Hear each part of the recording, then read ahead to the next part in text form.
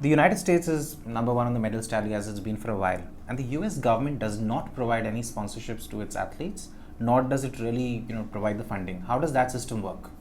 To a lot of people out there who probably don't know the amount of money that's given to athletes, and they kind of compare. I mean, for us, a bronze medal probably gives us at least 2 to 5 crores in terms of sponsorship.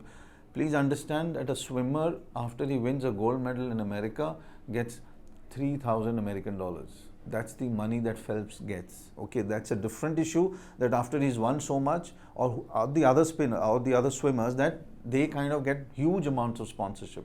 Right. $1 million and all of that. But that's the story that is later. What is the story first? I mean, if Haryana government or Telangana or Andhra Pradesh government decided that they are so happy with Sindhu that they're going to spend or give her BMWs and 4 crores and 3 crores, why don't they give this money before?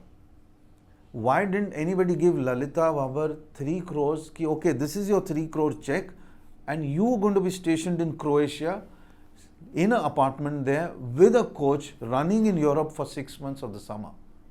And we've seen something very similar in shooting, which is another sport India has traditionally done really well at, where some of your best shooters, Bindra is one example, but Narang, you can name any of them, are all from rich families and where they have personally spent a lot of money at being good, right? So it's very clear that money needs to be spent. Who spends it is up in the air. It could be private sponsorships, it could be the government, or it could be the athlete. But without spending money, we're not going to get results. Is that clear? Bindra's example is there. I mean, the father, the day Bindra came fourth in Rio, he wrote a letter or an article in the Express, I think, in the Indian Express, where he said that he spent approximately 15 to 20 CR a year on his training. I mean, the guy was in Germany all the time, stationed there, shooting with the best, training with the best, getting the best coaching inputs in. You can't do without that. How the hell are you going to do with all due respect to Indian coaches, if you're not going to go out and travel and watch the world shoot and go and do those coaching lessons or whatever they go through, if you're not going to get those degrees in, your part 1, part 2, part 3 that they do, you can't understand what's happening at the top level. That's the difference. Whenever there is this battle of coaches, there is a difference between Rick Charlesworth and there is a difference between a national coach in India.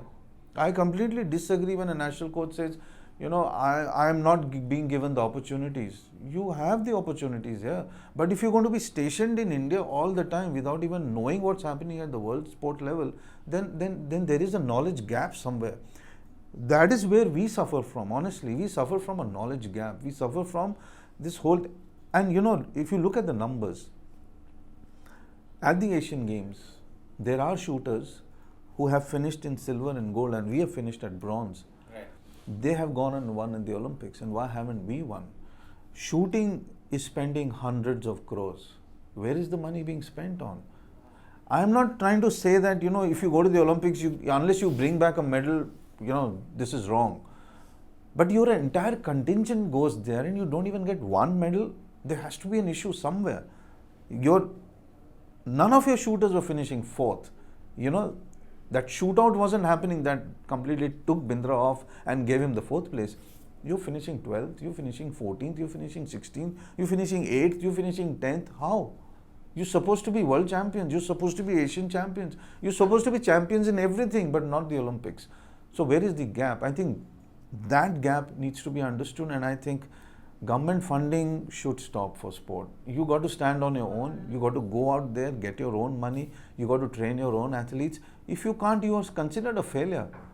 You can't be getting grants from the government every year and running your own federation and then not getting the results. I mean, I think archery is a classic example. It's a lovely example in terms of why is Korea winning everything and why can't we win anything? And strangely enough, the Italians did well this time. They came from nowhere. Really. Look at the coach who was standing with the Italian team. He's Korean. Look at the coach who was standing with the American team. He was Korean. They are spreading all across. I mean, these guys are getting more and more jobs in terms of coaching. And we've seen that, the best of Australian hockey coaches are now. Yeah, they're all over. Adam Commons has gone and created what Belgium is. Colin Batch created Belgium and then gone and created what New Zealand was. New Zealand was what? 1.5 minutes away from beating Germany. But even that takes time. I think we really need to understand where we are. And even as journalists, we need to understand that everybody can't be a medal hopeful. So stop hyping it up.